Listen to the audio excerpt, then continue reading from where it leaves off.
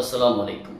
கண்ணியத்திற்குரிய சகோதர சகோதரிகளே, எல்லாம் அல்ல அல்லாஹ்வின் நல்லடியார்களே, 28வது அத்தியாயத்தினுடைய நேற்றைய தொடர்ச்சியில் மூசா அலைஹிஸ்ஸலாம் அவர்கள் தான் ஒரு கொலையை செய்தார்கள் என்ற உண்மை தெரிய வந்தது.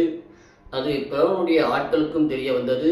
அவர்கள் அவரை கொலை செய்வதற்கு திட்டம் தீட்டினார்கள், ரகசியமாக பேசினார்கள் என்பதை அறிந்த ஒரு மனிதர் மூசா அலைஹிஸ்ஸலாம் அவர்களிடத்தில் அந்த செய்தியை சொல்லி, நீர் இங்கிருந்து எப்படியாவது தப்பித்து விடும் என்று என்ன செய்கிறார்கள், அவரிடத்தில் எச்சரிக்கை செய்துவிட்டு அந்த மனிதர் சென்று விட்டார். மூசா அலைஹிஸ்ஸலாம் அவர்கள் தன்னை இவர்கள் கொண்டு விடுவார்கள் என்ற பயத்தின் காரணமாக எகிப்தை விட்டு என்ன செய்கிறார்கள், வெளியேறுகிறார்கள் என்பது வரைக்கும் நாம் பார்த்தோம். மூசா அலைஹிஸ்ஸலாம் அவர்கள் எகிப்திலிருந்து தப்பித்து ஒரு நீண்ட மற்றும் கடினமான பயணத்திற்கு பிறகு மத்திய நகரத்தை அடைந்த அந்த அமைதியான மற்றும் திருப்புமுனையான சம்பவத்தை அடுத்த வசனங்களில் இருந்து நாம் பார்க்க இருக்கின்றோம். அத்தியாயம் 28 வசனங்கள் 22 28வது வசனங்கள் வரைக்கும் இன்னைக்கு பார்க்கலாம். 22வது வசனத்துல வழிகாட்டுதலை பற்றியும் வேண்டுதலை பற்றியும் எடுத்து சொல்லப்படுகிறது.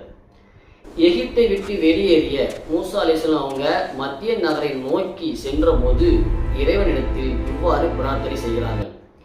என் இறைவன் எனக்கு சரியான வழியை காண்பிப்பான் என்று நான் எதிர்பார்க்கிறேன் என்பதாக அந்த பிரார்த்தனை அமைந்திருக்கிறது. அடுத்து வரக்கூடிய 23வது வசனத்தில் மத்திய நகரத்தில் இருக்கக்கூடிய ஒரு கிணற்றடியில் நடந்த ஒரு சம்பவத்தை இந்த வசனம் நமக்கு விவரிக்கிறது. அவர் மத்திய நகரத்தின் தண்ணீர் துறையை அடைந்த போது, அதாவது ஒரு கிணற்றை அடைந்த போது, அங்கு ஒரு கூட்டத்தினர் என்ன பண்றாங்க அப்படின்னா, தங்களுடைய ஆடுகளுக்கு தண்ணீர் புகட்டி கொண்டிருக்கிறார்கள். அதை மூசா அலைஹிஸ்ஸலாம் அவர்கள் பார்க்கிறார்கள். அந்த இடத்துல கொஞ்சம் தூரமாக சற்று தள்ளி 2 பெண்கள் தங்களுடைய ஆடுகளை வைத்துக்கொண்டு என்ன செய்கிறார்கள், நிற்பதையும் மூசா அலைஹிஸ்ஸலாம் அவர்கள் பார்க்கிறார்கள். உடனே மூசா அலைஹிஸ்ஸலாம் அவங்க என்ன பண்றாங்க அப்படின்னா, அந்த பெண்களிடம் உங்களுடைய விஷயம் என்ன, நீங்கள் ஏன் இப்படி தள்ளி நின்று கொண்டிருக்கிறீர்கள் என்று, உங்களுடைய ஆட்டுக்கு நீங்கள் நீர் புகட்டவில்லையா, நீங்கள் ஏன் இப்படி தள்ளி நிற்கிறீர்கள், என்ன காரணம் என்பதாக என்ன செய்றாங்க, அந்த பெண்களிடத்துல மூசா அலைஹிஸ்ஸலாம் அவர்கள் கேட்கிறார்கள். அதுக்கு அந்த பெண்கள் சொல்றாங்க, இந்த மேய்ப்பர்கள், இந்த ஆடு மேய்க்கக்கூடியவங்க அவங்களுடைய ஆடுகளுக்கு தண்ணீர் புகட்டினதுக்கு பிறகுதான் என்ன செய்ய முடியும், நாங்கள் எங்களுடைய ஆடுகளுக்கு தண்ணீர் புகட்ட முடியும். ஏன்னா நாங்கள் பெண்களாக இருப்பதால் நாங்கள் ஒதுங்கி நிற்கிறோம். எங்களுடைய தந்தையர் மிக வயோதிகராக இருக்கிறார், அவரால் வர முடியாது என்பதாக என்ன செய்கிறார்கள் அந்த பெண்கள் மூசா அலைஹிஸ்ஸலாம் அவர்களிடத்துல சொல்றாங்க. உடனே மூசா அலைஹிஸ்ஸலாம் அவங்க என்ன பண்றாங்கன்னா, பிரதிபலன் எதிர்பாராம உதவி செய்வதாக இந்த வசனம் சொல்கிறது. அதாவது வசனம் 24 மூசா அலைஹிஸ்ஸலாம் அவங்க அந்த 2 பெண்களுக்காகவும் ஆடுகளுக்கு தண்ணீர் புகட்டுகிறார்கள். அந்த 2 பெண்களும் ஓரமாக நிற்கிறாங்க. ஆண்களோடு அவங்க என்ன செய்ய முடியாது, தண்ணீர் புகட்ட முடியாது என்பதற்காக அவங்களுக்கு உதவக்கூடிய வண்ணமாக அவர்களுக்கு இருக்கக்கூடிய அந்த ஆடுகளுக்கு மூசா அலைஹிஸ்ஸலாம் அவர்கள் என்ன செய்றாங்க, தண்ணீர் புகட்டுகிறார்கள். தண்ணீர் புகட்டி விட்டு அந்த ஆடுகளை அவர்களிடத்தில் ஒப்படைத்து விட்டு பிறகு ஒரு மரத்தின் நிழல் என்ன செய்றாங்க, திரும்ப போய் உட்கார்ந்து கொண்டு இறைவனிடத்தில் பிரார்த்திக்கிறார்கள். அதாவது உருக்கமாக இறைவனிடத்தில் கையேந்தி கேட்கிறார்கள். என் இறைவனே, நீ எனக்கு இறக்கி வைக்கும் நன்மையின்பால் நான் தேவையுள்ளவனாக, அதாவது ஏழையாக இருக்கிறேன் என்று இறைவனிடத்தில் மூசா அலைஹிஸ்ஸலாம் அவர்கள் வேண்டினார்கள். அந்நிய தேசத்துல, அதாவது நாடு விட்டு நாடு போய் தனக்கு யாருமே தெரியாத, தனக்கு துணையே இல்லாத, உணவே இல்லாத ஒரு மனிதனுடைய மிக அழகான பிரார்த்தனையாக இந்த பிரார்த்தனை இருக்கிறது. வசனம் 25 அழைப்பும் வெட்கமும், அழைப்பை பற்றியும் வெட்கத்தை பற்றியும் கூறப்படுகிறது. சிறிது நேரத்துல மூசா அலைஹிஸ்ஸலாம் அவர்கள் அந்த நிழல்ல இறைவனிடத்துல பிரார்த்தனை செய்துவிட்டு ஓய்வெடுத்து கொண்டிருக்கிறார்கள். அந்த நேரத்துல அந்த 2 பெண்கள்ல ஒருவர் என்ன செய்றாரு, மிக அதிகமாக வெட்கத்தோடு மூசா அலைஹிஸ்ஸலாம் அவர்களிடத்துல ஒரு செய்தியை சொல்றாங்க, ஒரு விஷயத்தை கூறுகிறார்கள். எங்களுக்கு நீர் தண்ணீர் புகட்டியதற்காக, எங்களுடைய ஆடுகளுக்கு நீங்க தண்ணீர் புகட்டி கொடுத்தீங்க இல்லையா, அதற்காக உமக்கு கூலி கொடுப்பதற்காக என்னுடைய தந்தை உம்மை அழைக்கிறார் என்று அந்த பெண்கள், ஒரு பெண் மூசா அலைஹிஸ்ஸலாம் அவர்கிட்ட சொல்றாங்க. உடனே மூசா அலைஹிஸ்ஸலாம் அவர்கள் அந்த பெரியவர் இடத்துல போறாங்க. அந்த பெரியவர் யார் அப்படின்னா, அவரை வரலாற்று ஆசிரியர் அவர் தான் சுவைப் அலைஹிஸ்ஸலாம் அவர்கள் என்பதாக குறிப்பிடுகிறார்கள். அந்த பெரியவர் இடத்துல மூசா அலைஹிஸ்ஸலாம் அவர்கள் போறாங்க. சென்று தன்னுடைய கதையை சொல்றாங்க. இந்த மாதிரி நடந்தது, எல்லா விஷயங்களையும் கொலை பண்ணினது வச்சது, தப்பித்து வந்தது எல்லாத்தையும் மூசா அலைஹிஸ்ஸலாம் செய்றாங்க. அந்த பெரியவரிடத்தில் தன்னுடைய வரலாற்றை கூறுகிறார்கள். அதை கேட்ட அந்த பெரியவர் மூசா அலைஹிஸ்ஸலாம் சொல்றாங்க, பயப்பட வேண்டாம், நீர் பயப்படாதீர், அநியாயக்கார மக்களிடமிருந்து நீர் தப்பித்து விட்டீர் என்று என்ன செய்றாங்க, அந்த பெரியவர் மூசா அலைஹிஸ்ஸலாம் அவர்களுக்கு ஆறுதல் கூறுகிறார்கள். வசனம் 26 மற்றும் 27 மூசா அலைஹிஸ்ஸலாம் அவர்களுக்கு கிடைக்கக்கூடிய வேலை வாய்ப்பு மற்றும் அவர்களுக்கு நடக்கக்கூடிய திருமணத்தை பற்றியும் சொல்லப்படுகிறது.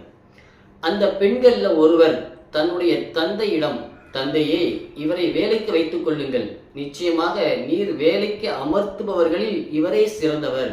ஏன் அப்படின்னா இவர் பலசாலியாகவும் இருக்கிறார், நம்பிக்கையுரியவராகவும் இருக்கிறார் என்று நினைச்சாங்க. அந்த பெண் தன்னுடைய தந்தையிடத்தில் மூசா அலைஹிஸ்ஸலாம் அவர்களை பற்றி பரிந்துரை செய்கிறார்கள். உடனே அந்த பெரியவர் மூசா அலைஹிஸ்ஸலாம் அவர்களிடத்துல ஒரு ஒப்பந்தத்தை முன்வைக்கிறாங்க. என்ன ஒப்பந்தம்? நீர் 8 ஆண்டுகள் எனக்கு வேலை செய்ய வேண்டும் என்ற நிபந்தனையின் பேர்ல என்னுடைய இந்த 2 மகள்களில் ஒருவரை உமக்கு திருமணம் செய்து கொடுப்பதற்கு நான் ஆடுகிறேன். நீர் 10 ஆண்டுகளாக பூர்த்தி செய்தால் அது உம்மிடம் உள்ளது என்று கூறினார்கள். உடனே இந்த ஒப்பந்தம் என்ன செய்கிறது? உறுதிப்படுத்தப்படுகிறது என்பதை 28வது வசனத்தில் அல்லாஹ் சொல்லி காட்டுகிறான். மூசா அலைஹிஸ்ஸலாம் அவர்கள் அந்த ஒப்பந்தத்தை ஏற்றுக்கொண்டார்கள். இது எனக்கும் உமக்கும் இடையிலுள்ள ஒப்பந்தம். இந்த 2 தவணைகளில் நான் எதை பூர்த்தி செய்தாலும் என் மீது குற்றமில்லை. நாம் பேசிக்கொள்வதற்கு அல்லாஹ்வே சாட்சியாக இருக்கிறான் என்று கூறினார். இதில் இருந்து நாம் பெறக்கூடிய பாடம் என்ன? இந்த வசனங்கள் இருந்து நமக்கு இருக்கக்கூடிய, நாம் படிக்கக்கூடிய பாடங்கள் என்ன? என்ன படிப்பினைகள் அப்படின்னா, அதாவது உதவுதல். அந்நியராக இருந்தாலும் தேவையுள்ள பெண்களுக்கு தயங்காமல் உதவுவது ஒரு முஹ்மினுடைய பண்பு என்பதை குறிக்கிறது. அதே மாதிரி வெட்கத்தை பற்றியும் இந்த வசனம் பேசுகிறது. ஒரு பெண் அந்நிய ஆடவரிடம், அந்நிய ஆண்களிடம் பேசும்போது கடைபிடிக்க வேண்டிய ஒழுக்கத்தையும் வெட்கத்தையும் இந்த வசனங்கள் நமக்கு அழகாக தெரிவிக்கிறது. மேலும் வேலைக்கான தகுதிகள் என்ன இருக்க வேண்டும் என்பதையும் இந்த வசனங்கள் நமக்கு தெரிவிக்கிறது. அதாவது ஒருத்தரை வேலைக்கு அமர்த்தும் போது, ஒருவரை நம்முடைய ஸ்தாபனத்தில், நம்முடைய கடையில வேலைக்கு அமர்த்தும் பொழுது அவரிடத்தில் நாம பார்க்க வேண்டிய 2 விஷயங்கள் என்ன அப்படின்னா, ஒன்று திறமை, அவருக்கு வேலை பார்க்கக்கூடிய நல்ல திறமை இருக்க வேண்டும். இன்னொன்று நம்பகத்தன்மை. ஆக இது முக்கியமானதாக இருக்கிறது. இந்த 2ம் ஒரு இடத்தில் இருந்தால் அவரை என்ன செய்யலாம்? தாராளமாக நம்ம வேலைக்கு அமர்த்திக் கொள்ளலாம். அதனால வேலைக்கு அமர்த்தக்கூடியவர்கள் இருக்கக்கூடிய தகுதிகளை பற்றியும் இந்த வசனங்கள் நமக்கு கூறுகின்றது. இதுதான் நமக்கு இந்த வசனங்கள் இருந்து கிடைக்கக்கூடிய பாடமாக இருக்கிறது. இதனை தொடர்ந்து மூசா அலைஹிஸ்ஸலாம் அவங்க மத்தியன்ல அவருக்கு கொடுத்த அந்த தவணையெல்லாம் முடிச்சுட்டு என்ன செய்றாங்க அப்படின்னா எகிப்துக்கு திரும்ப வர்றாங்க. எகிப்துக்கு திரும்பக்கூடிய அந்த நேரத்துல தூர் மலை பகுதியில ஒரு அதிசயமான நிகழ்வு நடக்கிறது. அவருக்கு இறை தூது, அதாவது நுபுவத் வழங்கப்பட்ட அந்த மகத்தான காட்சியை அடுத்தடுத்த வசனங்கள் நமக்கு விவரிக்கிறது. இன்ஷா அல்லாஹ் அதை நாம் அடுத்தடுத்த நாட்களில் தொடர்ச்சியாக பார்க்கலாம். இதுவரைக்கும் நமது சேனலில் இணையாதவர்கள் இணைந்து கொள்ளுங்கள். இந்த செய்தி உங்களுக்கு பயனுள்ளதாக இருந்தால் இதை பிறருக்கு பகிர்ந்து பயனடைந்து கொள்ளுங்கள். நன்மையான காரியங்களில் அல்லாஹ் நம் அனைவரையும் ஒன்று சேர்த்து வைப்பானாக. அஸ்ஸலாமு அலைக்கும் வரஹ்மத்துல்லாஹி வபரகாத்துஹு.